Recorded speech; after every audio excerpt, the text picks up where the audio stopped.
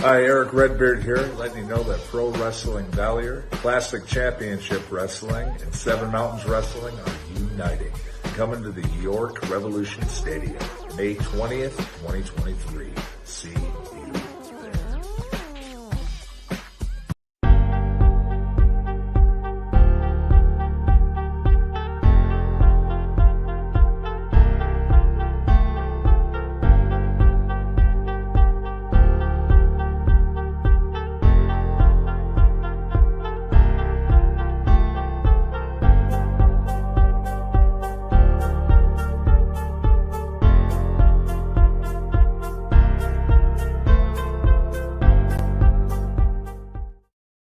All right, guys, welcome to Three Beards of Wrestling. I'm your host, Shane, and unfortunately, we don't have the other two guys here, but we have a fill-in. James, the Hourglass, he used to be a wrestler. He's a fill-in for tonight, which everything will be good. So, to start out, a couple shows coming up. We got this weekend at Mr. Stack's Gym, Lewistown, PA. Doors open at 4, bell time 5. And then next, we got February 25th, Honor for Glory EWA in Camden, New Jersey. Bell time starts at 4. And remember, the month of March, Fort Knox will be giving free tryouts the whole entire month of March. So, James, if you ever want to come back, you can come back and try out. I'll keep that in mind. And on the same day, February 25th, from 2 to 4 p.m., Woodbury, New Jersey, it's only $10. Mark Mess Seminar. You can cash out Venmo or cash of the day of. If you need that, please hit us up, hit Mark up, hit me, Rob, anyone, and we'll get you guys' spot locked into there. You guys definitely don't want to miss that seminar. So, how are you tonight, James? Before we bring on our guests, I'm doing pretty good. Got a good deep cleaning done in my house. Much needed. How you been? Hey, I'm alive. I'm breathing, so that's always a plus. That's good. All right, so let's bring in our guest. He is the EWA owner and one of my boys from Camden, New Jersey, Starr. What's up? Hey, Anna, I forgot my boy. What's up? What's up, everybody? What's up, man? What's happening, Cam? What's going on down there in the mountains in Pennsylvania? Hey, nothing. We had some beautiful weather today. Y'all out there making that moonshine? I'm sorry. Hey, moonshine is pretty good. So it's all good. Yeah. I told you, people listening. Hey, everyone's listening. Let's start out. Let's talk about your show coming up, man. Well, February the 25th in Camden, New Jersey, Epic Wrestling Association presents Honor and Glory, something that's going to change the complexity of the entire independent wrestling scene. And if people don't pay attention and look at that bottom of the flyer, and I'm going to send you information to give to them the next week, where you can actually order this as a pay-per-view and watch it from your home, which benefits the inner city kids of the city of Camden, they will miss out on something good. That's all I can tell you. Dana, what you got to say? Yeah, well, I think it's going to be a great – well, never mind. I know it's going to be a great event, and it's just a place for these kids to come together and these families to help them understand that, there's different routes to whatever it is that they want to do inside of their life. Like, everybody just doesn't have to be, for the minority community, doesn't have to be entertainers or doesn't have to be rap stars or whatever, NBA players, whatever it is that, number one, they can use wrestling as an outlet to do whatever it is that they want. And then just to see these guys go on stage to actually follow their dreams and pursue their passions, it's just going to be a great event, family fun-filled event, and just be ready for it because he ain't lying when he says he's going to change the trajectory of everything that you see going forward. The trajectory? You're using big words. I can't even spell truck. Anyway, what's going on there? Hey, same here. Yeah, that sounds like a good cause. Dana, let's promote your podcast too, man, while you're on here. Uh-oh. Yeah. Thank you, Shane. Thank you for the opportunity, first and foremost, for being here with me and Ricky Starr. I gotta call you the right name. You're telling people to make. That's government. Oh, Lord. Yeah. So I have my television show, Weekly Dose with Dano TV, Thursday nights at 6. You can check that out. The things that we talk about, positivity, the life lessons that people learn, and using the power of our mind to shape our reality day in and day out. And whatever it is that you want to live in this life, you are more than capable. You just got to figure out how to do it and use our mind to give us the capacity to do it. Other words, he's a Vulcan. Hey, listen, I watch your podcast. I try to catch it every week, man. It's pretty good. I try to get people on there and and support you because you support us. So you got to share the love. Yeah, you do. So thank you for that. And I'm really excited to be here right now. Well, I'm excited to be on Three Beards wrestling guy, but I only see one beard. The other guy, and then he don't have a beard. I don't lost my damn mind. Oh no, that's stubble. Stubble doesn't count. I got stubble too. That don't count as a beard, bro. Yeah. So it's one beard, a stubble guy. Here we got him and this guy. Oh Lord, this is a hell of a dysfunctional family right now. Oh man. All right, so let's hop into this. I mean, every time I see you, I mean, I love hearing your stories. About the business, about you being in the business. I love all the stories from the vets.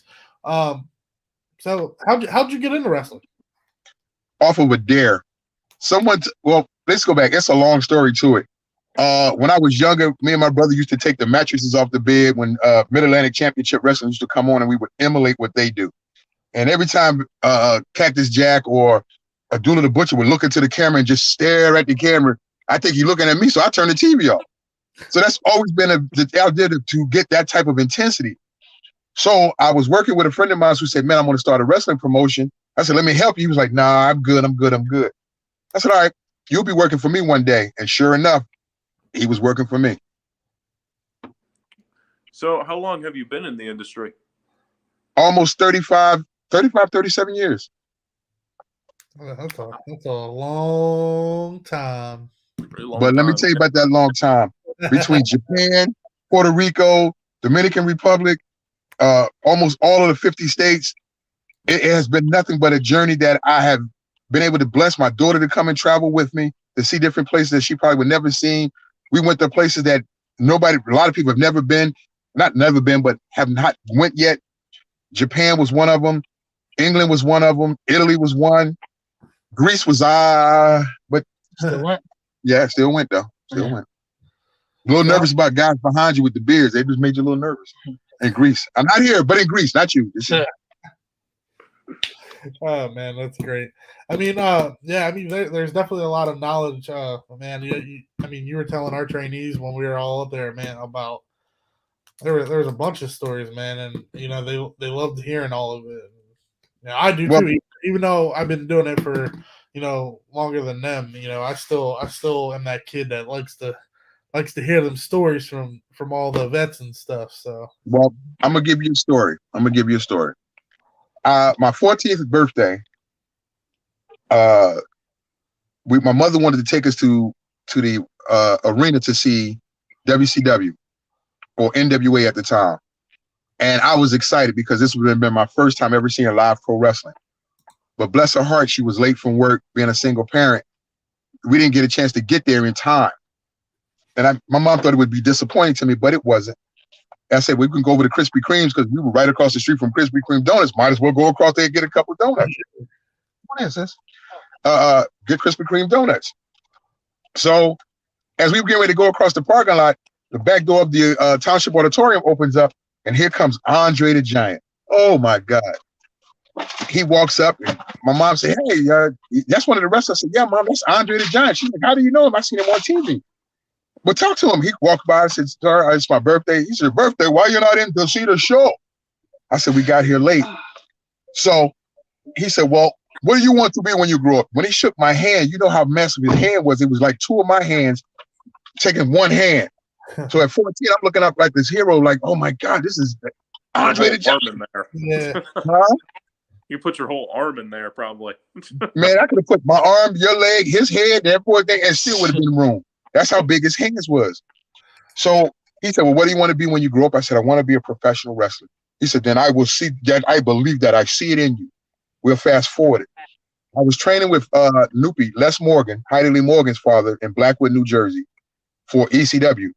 And he was still in touch with Gorilla Monsoon at the time. And Gorilla called up and said, hey, we need some guys for a spot show in Providence, Rhode Island. So first I thought Noopy was bullshitting because Noopy was one of the people that likes to play practical jokes. And it turned out that he was true. So we got to Providence Arena, come down there and we're rolling into the thing, got our little suits on with our little bag, walking out like we're doing something important. And I hear the voice, "Hey, you." I keep walking because I don't answer the "hey, you" because that ain't my name. He said, "Hey, I know you hear me." I stopped and looked back, and here is Andre. He said, "You forget?" I said, "I didn't forget. Do you remember me?" He said, "Little boy, Columbia, South Carolina, Township Auditorium, birthday, right?" Wow. So he remembered you. I'm like, what the fuck? Come here, sit and talk with me. Y'all guys go ahead. Now everybody in the back is like, what the fuck is he talking to him? Because as you know, the stories is true. Andre don't talk to people. Yeah. Unless you win the match, he don't talk to you. And he sat there and talked to me. He went over and talked to a boy, what's his name, that was handing the back at the time. And he said, "I want you to take care of him. He's a good guy." And next thing you know, I did one match with, I helped out, actually ran to the ring and saved 1-2-3 Kid, Sean Waltman, from Razor Ramon at that time. Oh, wow. Providence, Rhode Island. And that started their match between the ladder match. That started the whole thing with the ladder match. And people was like, "Who the fuck is this guy?" I'm like, I was scared to when I did. But it was a beautiful thing, boy. It was a beautiful thing. And it turned out to be a couple more shows they used us for. And then, some things happened. We found out some people wanted to play gay games and it was time to go. We don't do the gay thing. Incredible. So we got a question from my boy Gabe. He said, what's his best or worst match or opponents? Best match, Ag Hall in Allentown, Pennsylvania. Me and Old Dog versus the Gangsters, Samoan Gangster Party, and Public Enemy. Best match ever. Worst match, I haven't had one. I had a dickhead opponent in Washington, D.C., not Washington, D.C., Seattle, Washington, for Art Barr's father, Sandy Barr. But he learned the hard way when he got a super kick to the nose. He won't bother me no more. Anyway, receipts is a mother. They definitely are. James, you got another question off your head? Well, I was actually about to ask something similar to that question. I was going to ask who your favorite opponent was. Favorite opponent? There's so many, man. It's crazy. One was Carlitos Colon in Puerto Rico.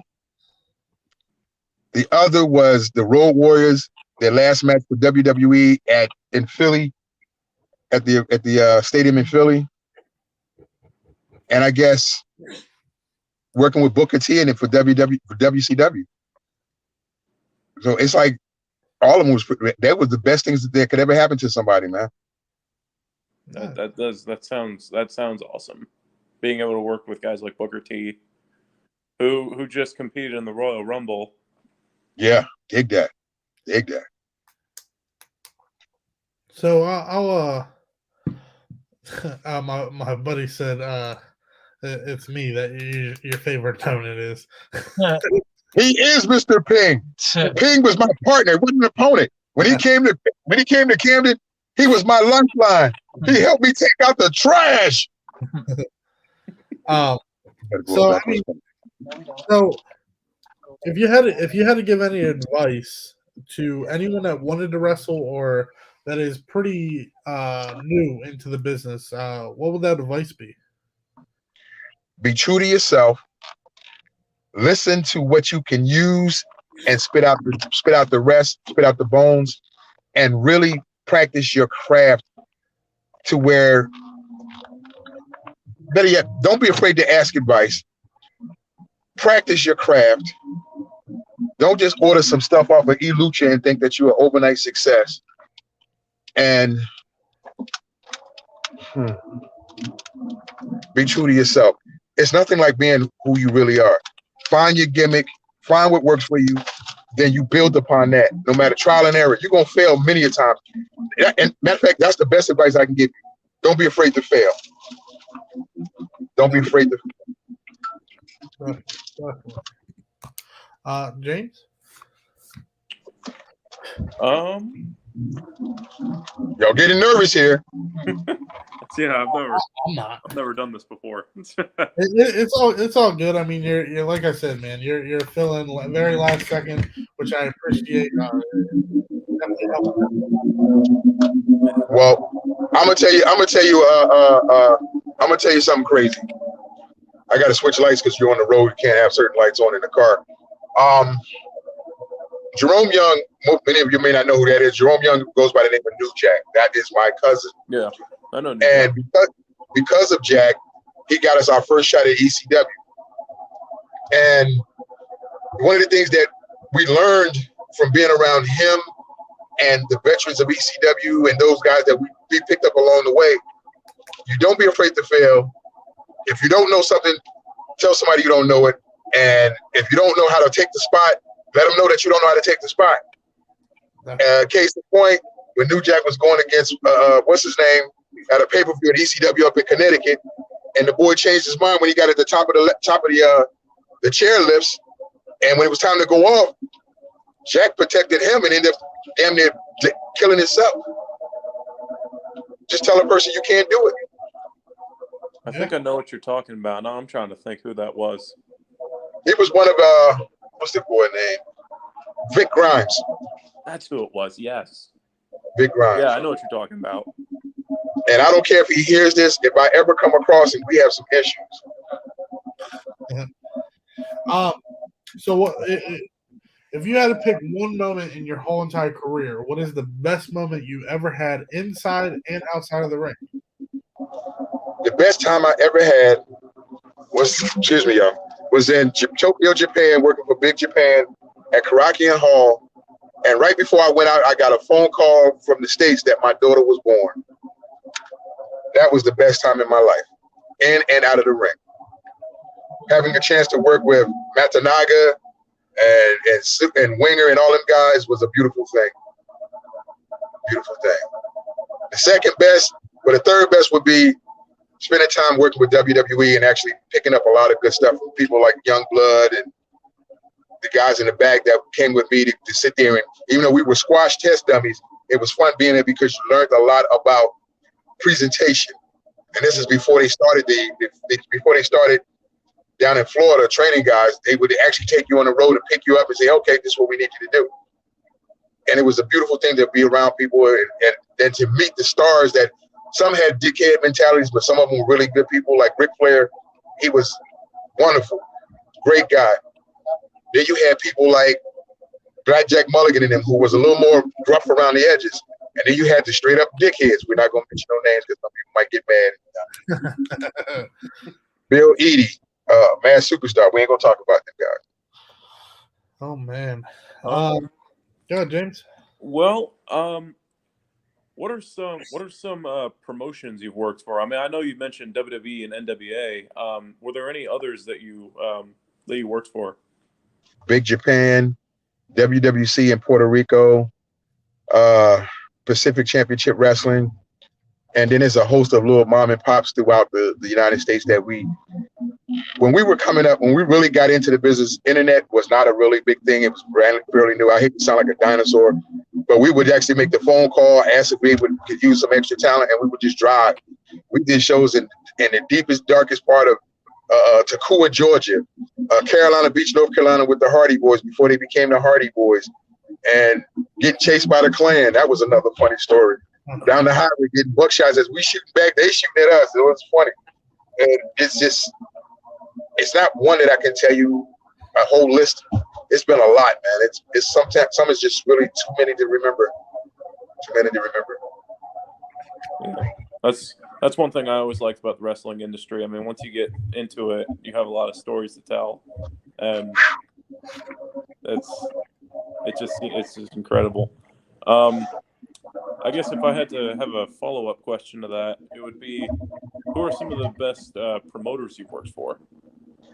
The best promoters was AEW, ECW. Believe it or not, no matter what people said about Paul Heyman, he was really good to us, and not because we were family to Jack. It was just not. He was just, that's how he was. actually, I haven't had a chance to work for him, but I know he's a great guy. Pink's father, Mr. Rob Noxious. Great guy. I can't think of my boy's name off the top of my head. Forgive me, but he was the booker for Big Japan, and he was actually one of the best because he paid the guys as soon as you got off the plane. Your money was right there waiting for you. Richard Translator, straight to the hotel. Everything is crisp $100 bills. You were paid from the door. You didn't have to pay for nothing because everything else was provided for you. And some people screwed that up because of the way that they treated the talent in Big Japan. So now a lot of indie artists, a lot of indie talent, unless they go into New Japan, may never get a chance to get overseas. Crazy. That's the thing. So we'll take a little break. I'm gonna play the video for our show May 20th, and then we'll get right back to this. You got it.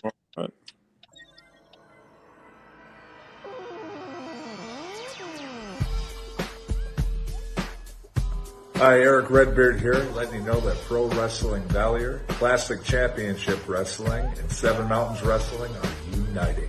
Coming to the York Revolution Stadium, May 20th, 2023. See you there.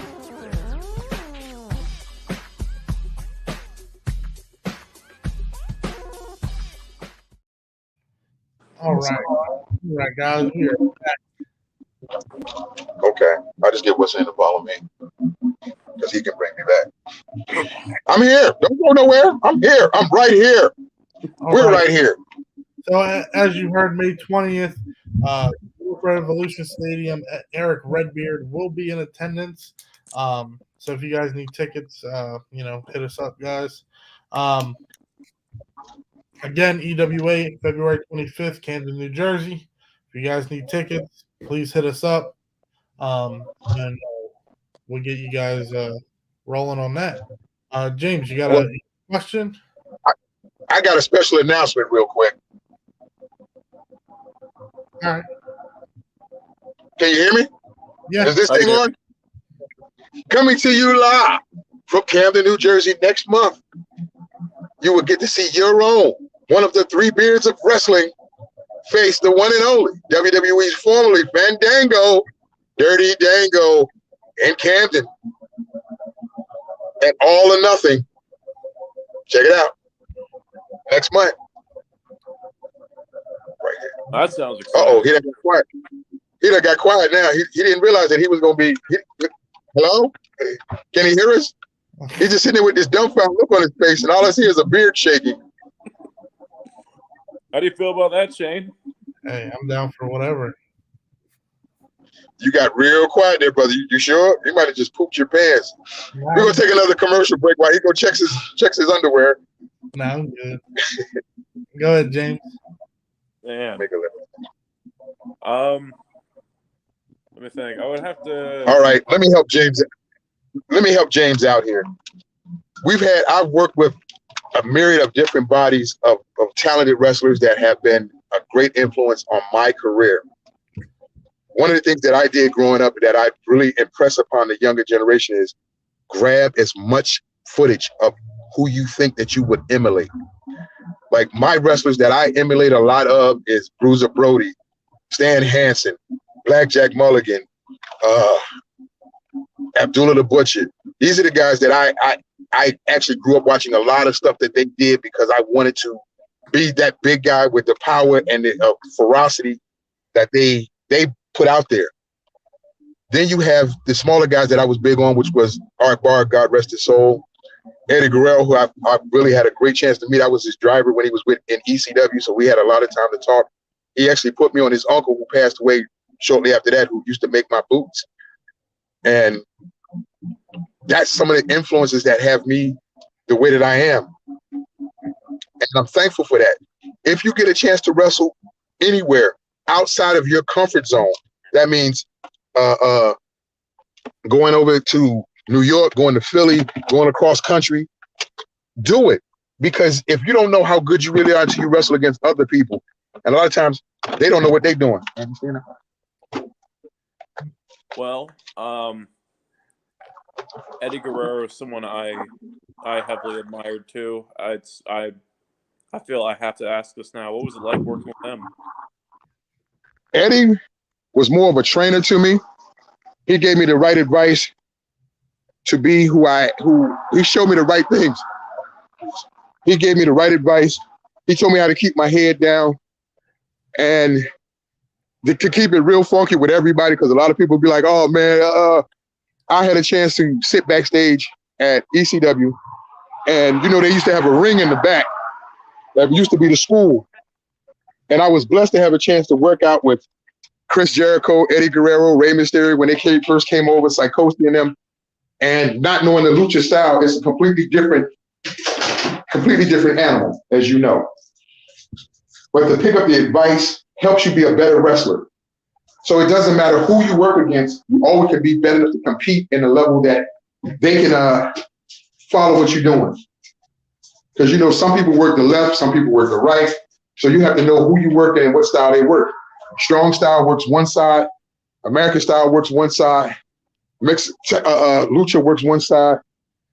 You know what I mean? Yeah. And a lot of people don't know that. Oh, I'm a wrestler. I know what I'm doing. Then you get in the ring and have no clue what the fuck you're doing. Like some and then you people want have to talk about style, people. It's so many different styles. You got lucha, you got strong style, you got American. Oh my God. And everybody is proficient in their thing. I'm sorry, y'all. I'm going all over the place because I'm trying to do 20 million things. No, you're good. You're good. Hey, you're fine. And having the chance to work with Eddie to learn some stuff about lucha, learn some stuff about Art Bar, who was one of the guys that I actually, I'm not gonna say idolized, but I love the stuff that he did. And then having a chance to go over there and work with his father, Sandy Barr. He was a great guy. My God, man. Now I'm going back on life. I feel like an old dinosaur right now.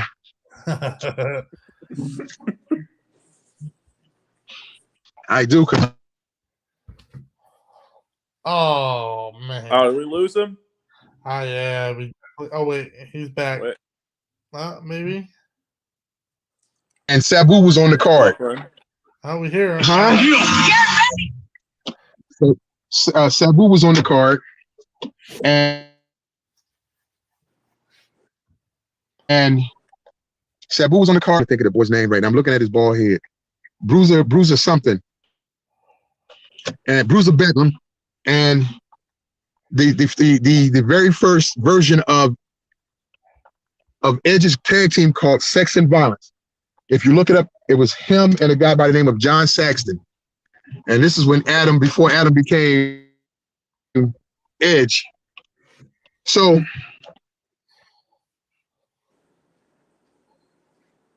I think we're losing him. Yeah, I think we're having a little connection difficulty.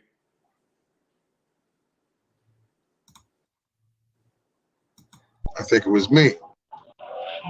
Was that me? Yeah. Okay, because I'm in another car. We're just car after car after car. So we was doing the show in Detroit, Michigan for James Monroe was his name. He had Dangerous Michigan Wrestling, something like that. It was a crazy name for it. And when we got there, we brought Jason over, which was Jason did a gimmick like Friday the 13th with the hockey mask and everything. And we had Battlestar, which y'all guys may have never seen before. He did a Power Ranger type gimmick. And so we're in Detroit. We sitting there, got a chance to go around Motown, yada, yada, yada. So we get ready for the match. Now, we're told we're the main event to tear the building down. I said, okay. Sabu went to James and told him, he said, don't tell these guys that because they are ECW. Now, that fucked my head up when Sabu said that to the promoter. The promoter said, no, they're good, they're good. He said, all right. Sabu came back and said, y'all do what y'all do. Because Sabu has seen us work before, so he knew what we were capable of. So we started going at it. It became very, competitive, because Adam and John thought that we were newbies. We didn't know what we were doing. We were too green. So they were stiffing Darren and stiffing O-Dog and stiffing me. And O came to me in the corner. He took his shirt off. He said, man, they want to fight. North Philly style. So all right. So we started taking them through the building, putting them through the walls and fighting them all the way outside. I mean, I'm glad to say that we beat the shit out of Adam Copeland and John Saxton to a point to where they had so many bruises on them when they came back to the back of the dressing room. They came over and apologized to us. A lot of people probably saying, man, he lying, he full of shit, but I know what happened. I was there and I don't give a flying fig dig. And the funny part about the whole thing was Adam was the one that said, listen, bro, they told us that y'all was new and we could just do what we want with you to look good. But we found out the difference. And we became good friends after that. To this day, I could actually he's changed his phone number because he now is in North Carolina instead of Canada. But we talked several times about doing some stuff. Never came about, but he's a good dude. The same with Matt and Jeff. We met them in Philly at one of the King of Rings, and we became tight with them, and they brought us down to North Carolina, and we hung out with them for a while. And you meet so many people that you see as a star today and be like, damn, that should have been me. But my life has not been disappointing at all. And in my own right, that's why I call myself Ricky Star, thanks to Chicky Star in Puerto Rico. I'm my own guy. All right. So before we get off here, let's talk real quick about the show, the details coming up in 2 weeks. Yep. And then we'll hop off of here. Well, the show is at Morgan Village in Camden, New Jersey. Morgan Village is the School of Creative Arts. It's February the 25th, and some of the best underground talent will be there, not excluding yours truly, Mr. Ping, as well as some of the crew from CCW. We got guys coming in from Puerto Rico, like Agregants, Enible, from former member of the Bonnet Club. We have La Militia. We have Wolfgang Timms, whose mother is one of the best seamsters for wrestling in the business today. And man, we got a whole lot of people coming in. I got the Crazy Hyena from up New York, along with King Ray. He's coming in from New York. So we're gonna have one hell of a show. And we got some guys coming in from Super Crazy. So I'm kind of wilding out right now. Believe it or not, we normally we had guys and didn't have guys. Can you get in? No. I'll go get him. I can't get in. Okay. We got guys coming from different promotions to be a part of this. And I'm thankful because of the guests that we got coming in. So what I'm going to do right now is put you on the phone with my world famous ring announcer, the one and only. And I'm going to go take care of a little business, but it's been a pleasure. And I hope I did you justice, Mr. Ping. Definitely. And I hope the fans you can order us online. Go to viewstub.com/honor and glory and order the pay-per-view. It's actually cheaper than coming to the show. Sir, what's going on, guys? Nothing much, man. About to hop off of here for now. We'll definitely have to bring you on. We'll do some stuff with you, man. Yeah, just let me know when. I'm about it. All right, cool. Definitely. Oh, all right. Well, all right, guys. Thanks for tuning in this week. Just watch out for the guest for Monday, and then we'll see you guys Monday. James, thank you again. Anytime, man. All right, man. Thank you.